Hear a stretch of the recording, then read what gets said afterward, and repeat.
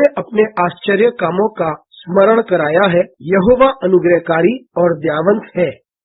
सोमवार 14 अगस्त 2023। आज के मनन के लिए मैंने आप ही के लिए चुना है योएल अध्याय 2 और उसका 19वां वाक्य।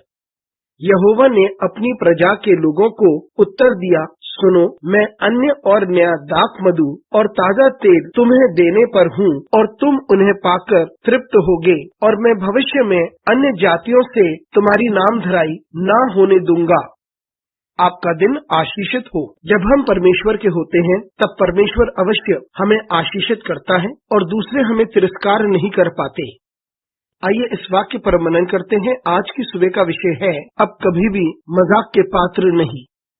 योएल नबी परमेश्वर के लोगों के बारे में बात करता है, उनके गलत व्यवहार के बारे में बात करता है और उनकी गलत जीवन शैली के बारे में भी बात करता है। वे परमेश्वर के न्याय के बारे में बात करता है और बात करता है टिड्डियों के द्वारा तबाही के बारे में, और वे टिड्डियों के प्रहार के बारे में बात करता है जो उस भूमि से सब कुछ खा जाते हैं और वे सब कुछ का तहस नहस कर देते हैं। लेकिन परमेश्वर पुकारता है और अपने लोगों से कहता है कि वे उसके पास वापस लौट आएं। वचन में लिखा है, अपने कपड़ों को ना फाड़ो परंतु अपने हृदय के द्वार को खोलो। जब लोग परमेश्वर के पास क्षमा याचना के साथ आते हैं तब परमेश्वर उन्हें अवश्य क्षमा करता है। परमेश्वर उन्हें आशीषित करता है और संपूर्ण रीति से पुनर्स्थापित भी करता है। और इस अध्याय में परमेश्वर बात करता है अपने लोगों के पुनर्स्थापना के बारे में। परमेश्वर कहता है कि मैं तुम्हारे लिए अन्न, तेल और सब कुछ भेजता हूँ और तुम तृप्त होगे। परमेश्वर अपने लोगों को तृप्त करता है और उनकी नामधराई को दूसरे देशों में से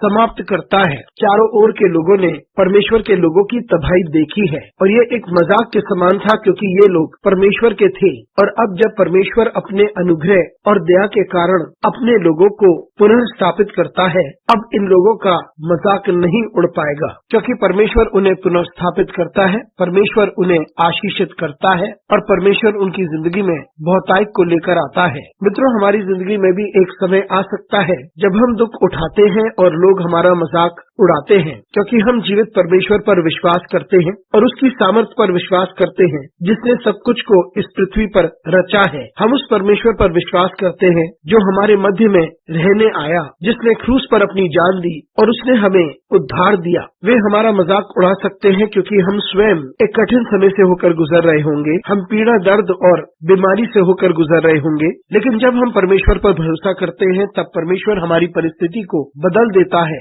और फिर हमारा कोई मजाक ना उड़ा पाएगा, क्योंकि परमेश्वर हमारी जिंदगी में महान और पराक्रमी कामों को करता है और वे परमेश्वर के हाथ के साक्षी होंगे। अनुग्रहकारी परमेश्वर, तुझे धन्यवाद देते हैं। हमारी सहायता कर परमेश्वर कि हम तुझ पर भरोसा कर सकें और हम तेरे महान चमत्कार को अनुभव कर सकें। और परमेश्वर दूसरों की सहायता कर ताकि वो इन आश्चर्य कार्यों को देख सके। यीशु मसीह के नाम से मांगते हैं, आमीन।